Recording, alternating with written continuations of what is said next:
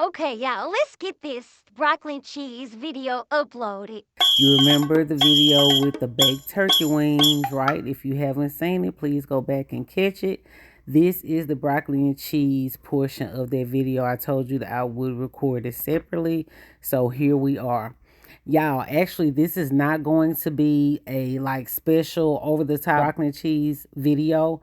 I will do another one because I have orders to make for Thanksgiving. So I will show you my one that's special. This is basically me making broccoli and cheese from what I already have at home. And I want to start doing a lot of those videos as well because I think they're very helpful in terms of just showing you how you don't have to have a recipe in order to make something delicious. As you just saw, and I'm just going to pause the video for the calls here. As you saw in that jar is my milk. I had some leftover evaporated milk and I put it in that little 8-ounce jar and had it in the fridge. Of course, broccoli and cheese casserole, we like to use cream of soup.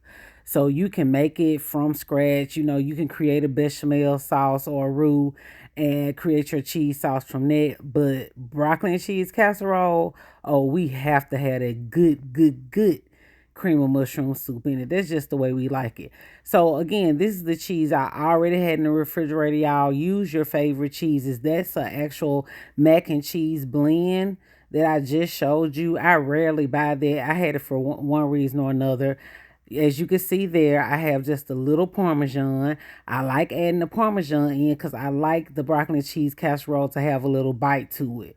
And then the rest should be just like triple cheese blend. Okay. And the star of the show, this I did go and purchase because my aunt, who used to make broccoli and cheese casserole for the family all the time, it really had a really garlicky flavor.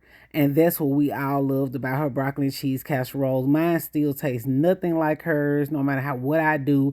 There used to be a certain brand of cheese, garlic cheese, that came in a tube. It was just like what pan sausage like Jimmy Dean comes in.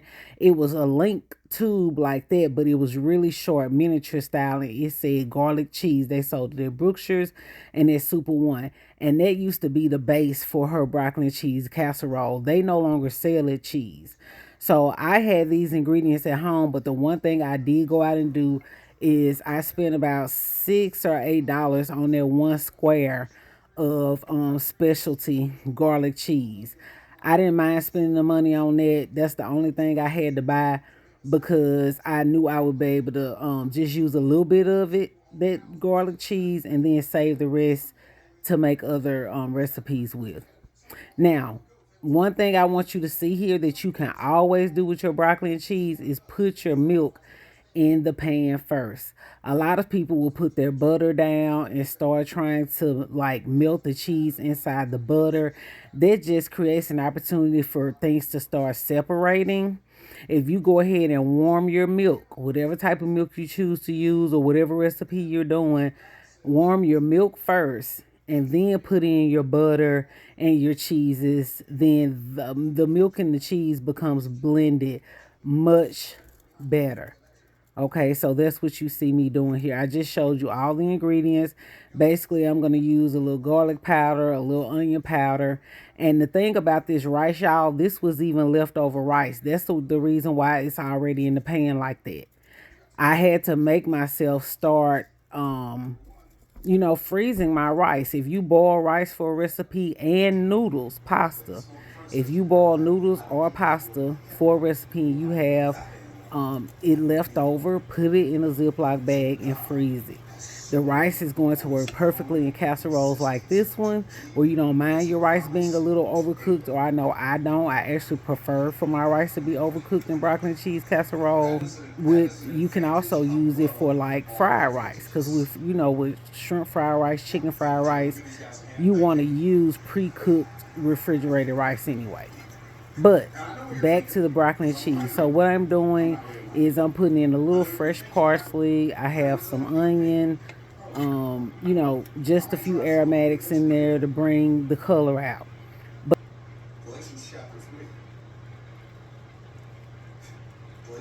that in that pan, you always want to use chicken stock.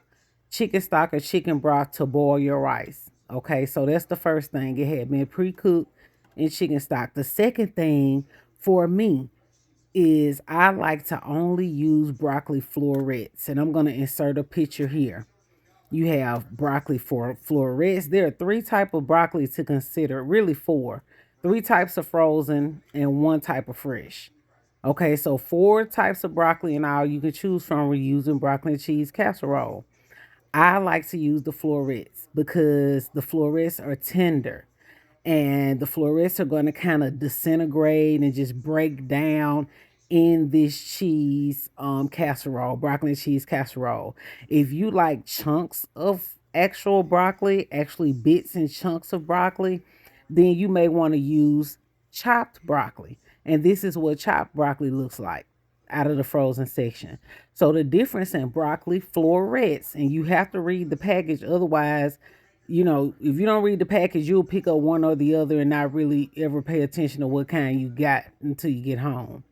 So the florets is just the head of the broccoli, okay, that's been cut off very tender and it's gonna bake down and disintegrate. If you get broccoli cuts, it's going to have part of the stem on there, and the stem just doesn't get as tender or as soft as the broccoli floret does. So if you like chunky bits of broccoli, get broccoli cuts. If you don't like chunky bits of broccoli in your broccoli and cheese casserole, just make sure you always get florets. And then, of course, if you get fresh broccoli crowns, then you're going to cut it up to your liking and you're going to pre boil it before you use it in your casserole. Okay, so remember here we started out with the warm milk, and then we went in with our garlic, our onion, parsley, whatever you want to put in it. But we started with the milk first. I put in an entire stick of butter. I have been craving this for a long time. I wanted it to be rich. Now, this right here is Campbell's cheddar cheese soup. I don't always use this, but I had it in my cabinet. And since I was using what I already had on hand, I didn't have the ideal types of cheese that I normally like to use. I didn't have all the flavored cheeses I normally like to use. So since I had that can of cream of cheddar soup, I said, why don't I just go ahead and use it? It'll lift it a little bit. Normally, I don't like to use like processed cheese, and which I know that sounds weird because the soup is processed, right? But you just get used to a certain flavor and a certain consistency in certain meals, especially meals that you eat around the holidays. And we just like our broccoli and cheese casserole a certain way. So that's why the condensed soup is in there. And because I had the cheddar soup, I included it as well. Now I will tell y'all that cheddar soup is good, and it's still not as salty as Velveeta, and it still doesn't give your dishes that processed taste like Velveeta. Not to say that Velveeta is gross or anything like that. I mean, I know plenty of people that make great cheese sauces with Velveeta. They just don't put that much in there because Velveeta does do wonders for the consistency of a cheese sauce. Sometimes it's just hard to bring a cheese sauce together in terms of a perfect smooth consistency when you're doing the whole thing from scratch. So sometimes people do add Velveeta, but my point is this Campbell's cream of I'm sorry, Campbell's not cream, but Campbell's cheddar soup is a great alternative. If you've never tried it, try it and see how you like it. And my advice is always to, before you dump the entire can into your recipe, just taste it. Get your spoon or whatever and just taste it so you can see what the salt consistency is, and you can kind of determine how much you want to use based on the flavor. But that's what we've done, y'all. We've taken the warm milk. Can't say that enough. Start with the milk in your pan, especially if you're not going to do a roux. If you're not doing like flour and butter to make your cheese sauce from a bechamel, start with your milk. Get that milk warm. Put your butter in there. And now you have this warm milk bath to just go ahead and slowly start incorporating your shredded cheeses into. Okay? So that's what we have. And when you have your sauce mixed up, y'all, you can taste it. recipe and you haven't tasted it. If you feel like the cheese was too salty at this point, you could have added more milk. If you felt like it was too thick, you could have added more milk. If you wanted it to have more garlic flavor, you can add more garlic. If you know that this cheese sauce is what's going to make your casserole, then go ahead and season the sauce to your liking. Because once you know that the sauce is perfect, all you're doing is mixing it in with the broccoli and the rice. So at that point, if your casserole does need more seasoning, it just needs a little because you've already gotten the cheese to the exact flavor profile that you want. Okay, I'm testing the consistency on it right there to determine whether it's too thick or too thin. And I know that it is perfect as far as my liking. Okay. Now, my aunt, and people make it differently. Some people make broccoli and cheese casserole, and you don't have that much cheese. You have more broccoli and rice. Other people, you used to not even be able to see the rice in my aunt's broccoli and cheese casserole. It looked like a broccoli with a cheese sauce, but it most certainly had rice in it. That's just the way she made it. So let's see what we have here. So what I'm doing lastly, see, I saved that garlic cheese for last. Why? Because I've never used this brand before. I basically just went in the store looking for a garlic cheese to really bring forward that garlic flavor in my casserole. Because that's what I'm used to from my aunts. Again, they don't sell the garlic cheese that she has always used. Now, I will tell you, once upon a time in West Monroe, Louisiana, Brookshires, I found Campbell's. I guess I should look online. I should Google it and see where it may be, who may sell it, or if it's on Amazon. Because y'all, I have actually found Campbell's cream of garlic soup before. And when I use that cream of garlic soup in my broccoli and cheese casserole, that was the closest I ever got to the flavor of my aunt's. That because that cream of soup is really concentrated, and that's the closest I ever got. Now this garlic cheese, it was okay. I was saying earlier that I saved it to the end because I didn't know what it tastes like. They had about three different cheeses. I went to Fresh, which is like, somewhat of a high end grocery store, and I knew they had a wide variety of select cheeses, and they actually had like three or four for me to choose from, and I just read the ingredients. Of course, I looked at the cost, but then another big thing was the texture of the cheese. You kind of just mash down on it to see if it's a hard cheese, if it's a soft cheese, if it feels more rubbery. And this garlic cheese, that little square, the little block I had, was actually soft, and that's the way I wanted it because I don't like my broccoli and cheese to be stretchy. I just want it to kind of be creamy, but not cheesy like macaroni and cheese. It needs to mainly be creamy. And you can see there, now that I know I want to add a little more cheese, I went ahead and thinned it out some with some chicken broth.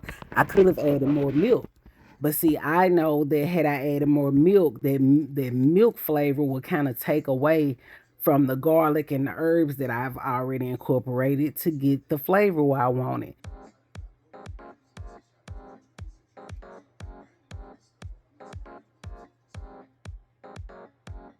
I just added, that was probably like maybe 2 tablespoons or a tablespoon and a half of chicken broth, just to thin that cheese sauce out a little bit more.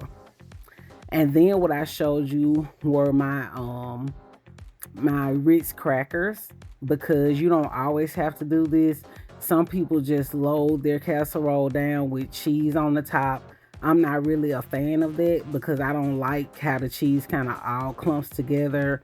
I just don't prefer that. I'll eat it, but I don't prefer that. I actually prefer a cracker top on my broccoli and cheese casserole, especially one like this. My aunt's, I just love the way she made it. It was perfect, rest her soul. But mine, just like with the green bean casserole, you might do onions or something like that, just to add a little crunch. on the top so that when you a casserole is primarily soft and the contents are mushy, you just want to add something to give it a little bite, a little variety and texture. So what I've done here is I'm actually taking the bowl and I am rubbing it down with that stick of butter that is sweet cream butter. And y'all, I'm going all out. Like this night, I think I felt like it was already the holidays, or maybe I was just hungry. I had been wanting some type of gravy meat for 2 or 3 weeks. When I last went home to Louisiana, I wanted turkey necks. I didn't get to fix turkey necks. That's why I ended up fixing turkey wings when I got back to Texas. But turkey wings is not what I wanted. I still want some turkey necks. But anyway, I digress. So I have greased this pan with that butter. Okay. It's already pretty much non-stick. And what you see me doing is just scooping the broccoli and rice mixture and I'm going to fill it up about halfway. This is the same way you would do macaroni and cheese to make sure you got a good amount of cheese in there. And because this pan is kind of deep, as you can see, I I put broccoli and rice in it. I'm gonna put some cheese sauce over it, and then it's creating a layer, and then I'm gonna put some more broccoli and rice on top of that, and I'll put just a little more cheese.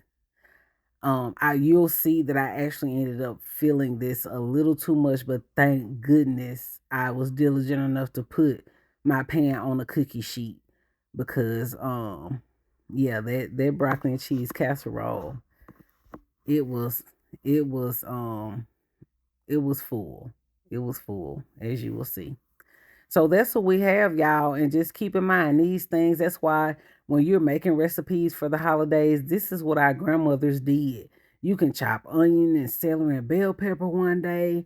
You can make boil like your rice and your broccoli ahead of time. There may be certain things that you want to do just all at once. But my goodness, when you want to cook a lot, y'all see how that looks? Now that's almost how my aunt used to look. But it was even creamier than that. But that's just half of it.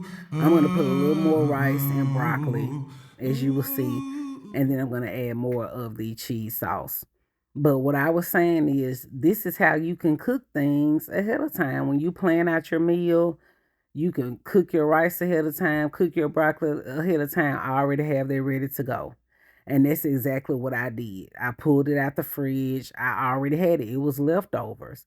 And I knew that I would make broccoli and cheese casserole with it. And so I just froze it until I got ready for it. And if you think that that's not possible and you rather see than believe, you will get to see it shortly.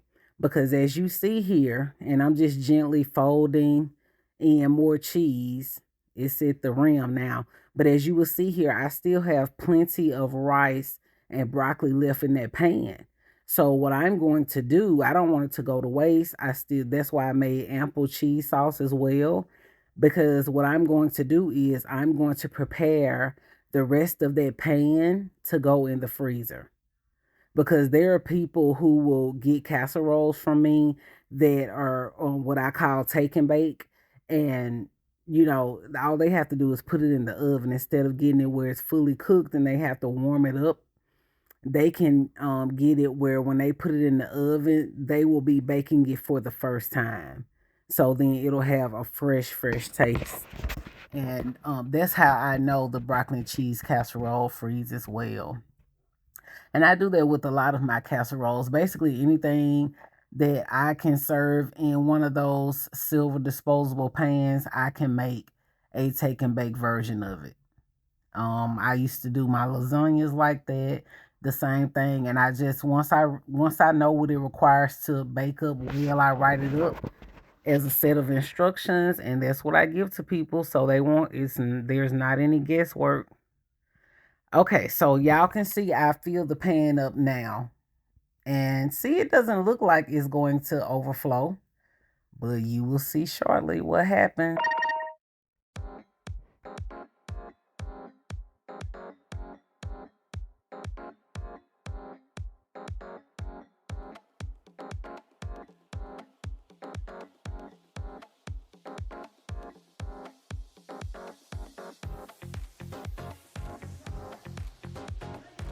Okay, now we're all tucked away in the oven. The other dish has the turkey wings in it. Again, if y'all didn't get to see the video, go and check it out. It'll say oven baked turkey wings, no cream of soup. So, here is the rest of the rice.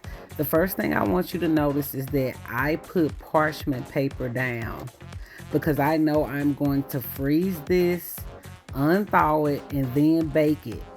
I don't want to just have the rice and broccoli mixture sitting on the actual aluminum pan. Not that anything is wrong with it, but I just decided, hey, I have parchment paper that's going to do two things.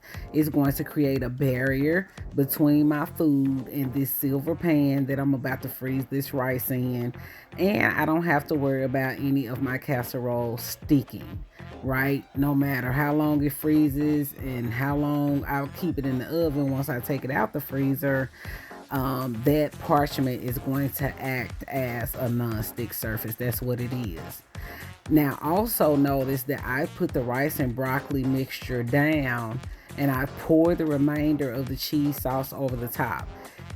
As you notice, I'm not completely mixing the cheese sauce in. I'm just ever so gently moving it around so that some of the cheese sauce can get down inside, but I'm not necessarily mixing it. I want to incorporate it enough to be able to smooth it over, because I know that once I take this casserole out of the freezer and I want to bake it, what I'm going to do is I'm going to warm it through halfway as to where the casserole is no longer frozen, and then we'll stir it. And just like instructions you see a lot of times in the store, when I stir it, once it's no longer frozen solid, you stir it, and then you're going to put it back in the oven. And quite honestly, at that point, if I wanted to add more cheese, I could. I could taste it and, add whatever I thought I might like. But this is actually going in the freezer, y'all, just like that. Just like that. And I'm going to show it to you shortly. Because, oh, and let me tell you all this. So, this is my birthday month, the month of November. And I just decided I had been trying to fast. I was doing so well with my fasting, my consistent working out. I know that I'm digressing right now, but just quickly, please. I was doing so good, and then things started happening that just kind of got me off track. I knew when I was losing focus, and I should have just diverted my attention back to what was important at that point in time, but I did not, and I'm paying for it.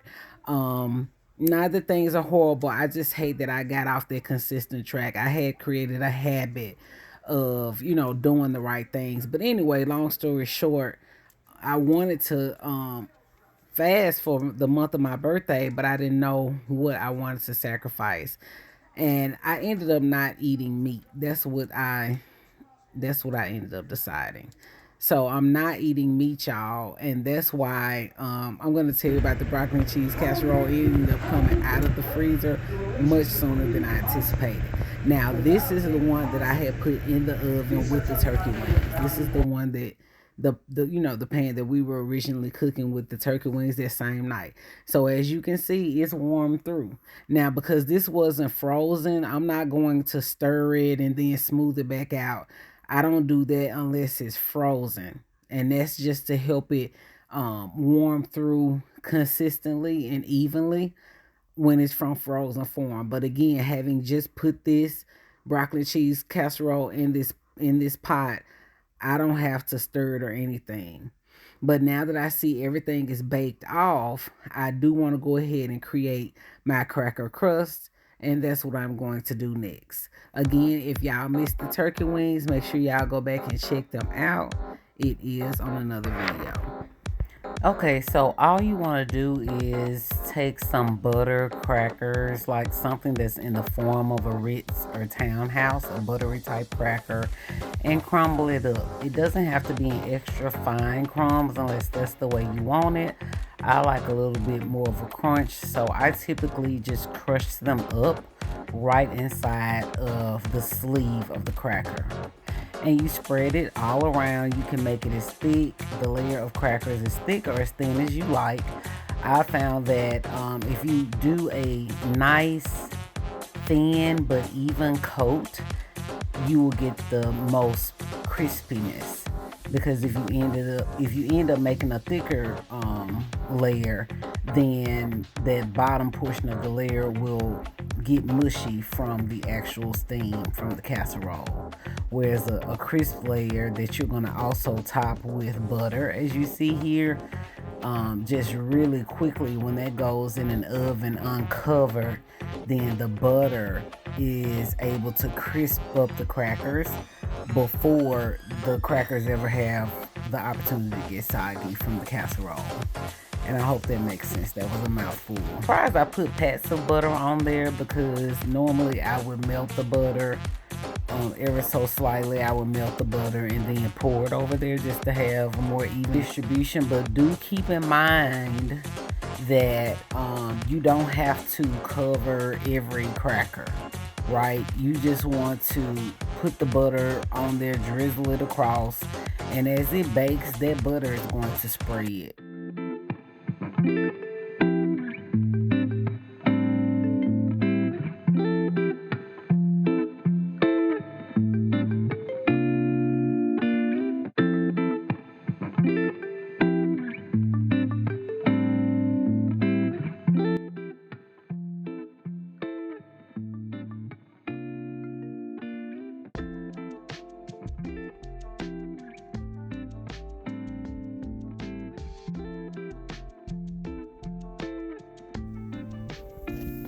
Yes, yes, yes. Now let's hang around right here. Let's hang around here for a moment because food and music, oh my goodness. And here's our star of the hour.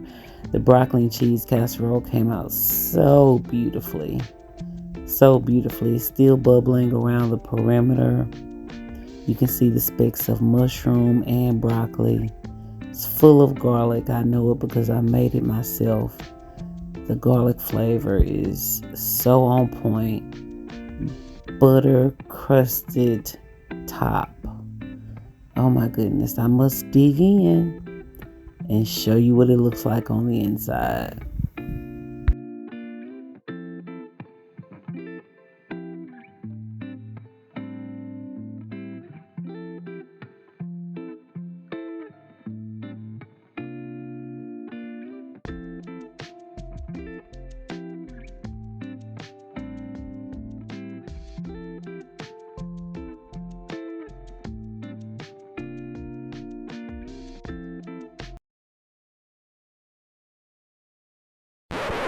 It's a few days later, and remember, I'm not eating any meat, so I ended up pulling this casserole out of the freezer.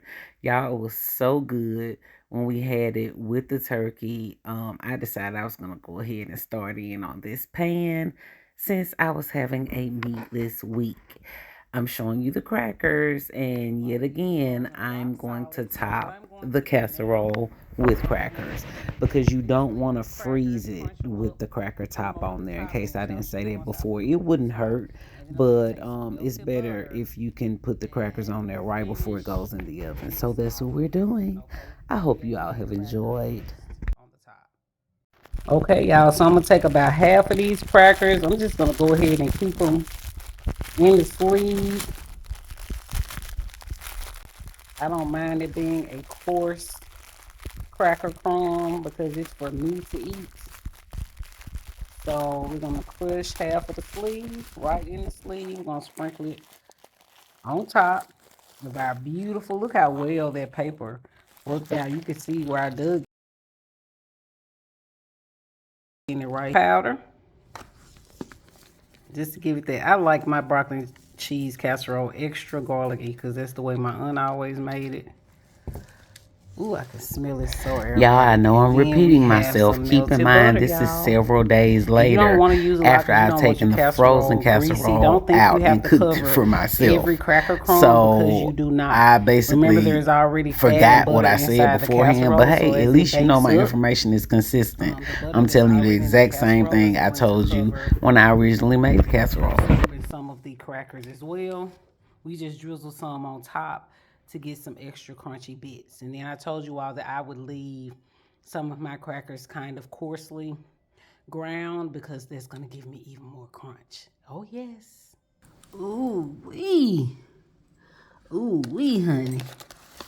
Got us some brown bits, honey. I put that thing under the broiler. There's broccoli and cheese casserole right there, honey. Oh yes. Okay, y'all. So here is for the moment of truth. Honestly, I have already tasted it, but somebody told me that I can't be cooking and showing the food but not tasting it. So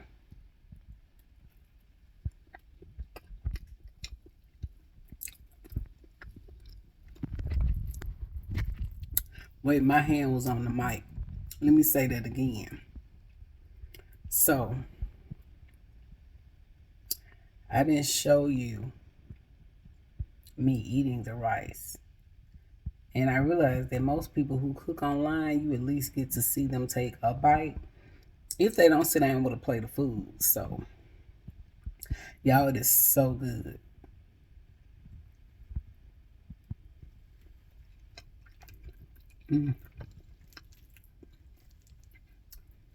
And I do believe you get a better taste.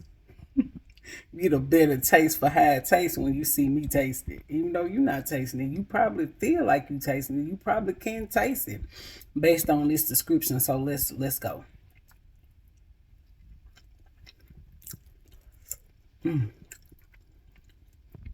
Piping hot. One thing I love, like I said, in the broccoli and cheese casserole, the rice is going to be one of two things. It's either going to be purposefully overcooked or you won't even be able to see the rice in the casserole. It has the perfect amount of garlic, even though they no longer make the type of cheese that my aunt used to make.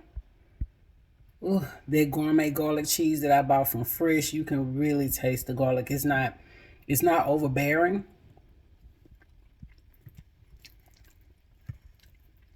But it's prominent. You taste it on the back end. All of the cheese is what's most forward. But when you swallow, y'all,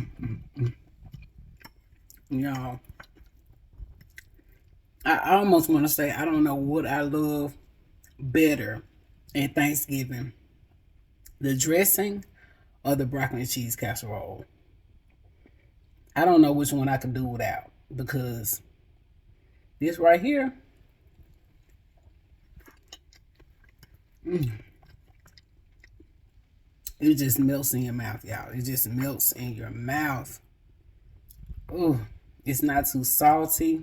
That's why you have to be careful with your seasoning because all that cheese, and especially with the cream of soup, has salt in it.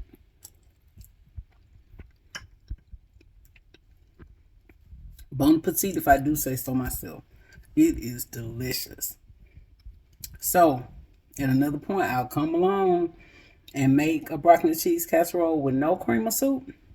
But remember, if you're cooking at home, it's better to cook at home, even if you're using canned soup. Thank you for watching Keisha's Crumbs, You don't have to know how to remember, do it's Keisha's Crumbs the because I'm giving cream everything from I have, scratch. and I only give my last to those I love. If you're Thank making you it so at much. home, Please make sure that you subscribe, you're doing like the yourself video, a and favor, tell someone even about if you're this using channel. canned soup. See you in the next video.